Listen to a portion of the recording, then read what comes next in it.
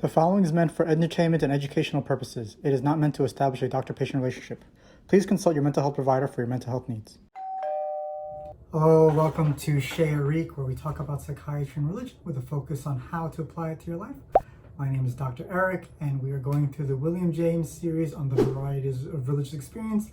And this is lecture number 20, where James makes some final concluding remarks. We are near the end of our journey. I didn't think this would ever happen.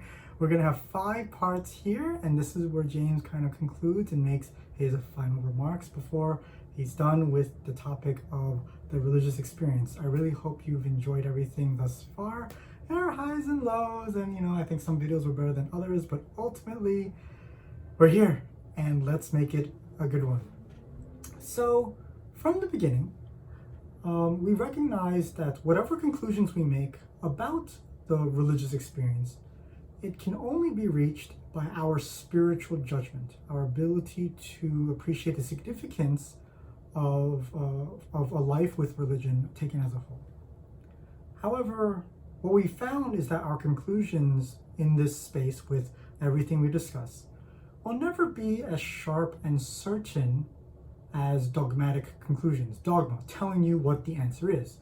We will always have some sort of probability or uncertainty, and that's the way we bake into it because it's relying only on our personal experiences. But the conclusions are as follows. James summarizes everything like so. 1.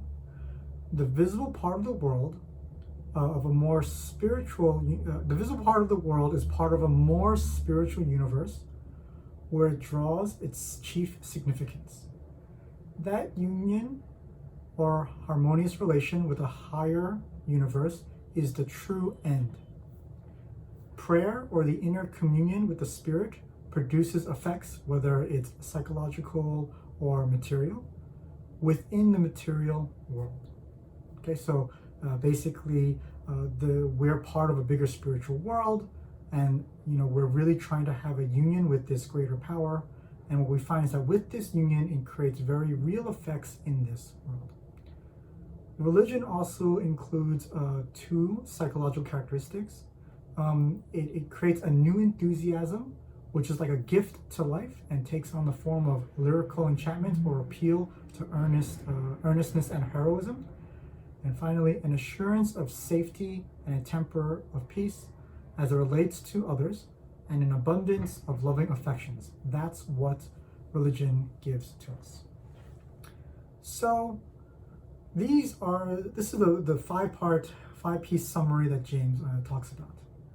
And he recognizes that when we're surrounded by emotions, right? And there's a lot of appeal to emotions in this discussion about the religious experience. And he's asking, why is there so much appeal to emotion? And the reason is because James says he sought them out. He searched for them, right? And you might have felt that he was wrong to have only extreme examples for everything. However, he felt that only looking at the extreme examples was the best way to get a deeper look into what exactly is going on. So once you've learned about the secrets of those who pursued this extreme passion, we have to ask a question, 2 questions. What are the dangers of living this way? And secondly, in what proportion might we need to restrain these extreme ways of doing things and to give it a proper balance?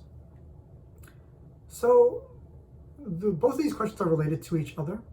And, in some respects, we have to ask ourselves, are we assuming this for everybody? Should we believe that there's a natural balance for every individual person and it's exactly the same? That's 50% extreme, 50% not extreme, or go to do this thing only X amount of times?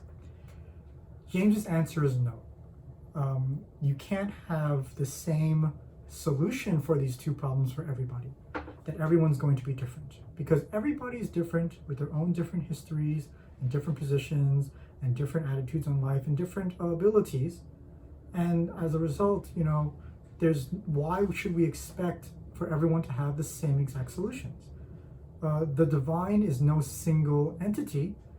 It's much, there must be a group of qualities, right? And so different people might focus on different aspects of the divine, right? So divine is no single thing or single quality, it's multiple things. And one might want to focus on God's kindness, someone else wants to focus on God's power, right? And someone else wants to focus on God's omnipotence. Different people are going to want to focus on different things. So why should we expect everyone to have the same solution to the question of how much or how little they're going to balance out these extreme pursuits for God?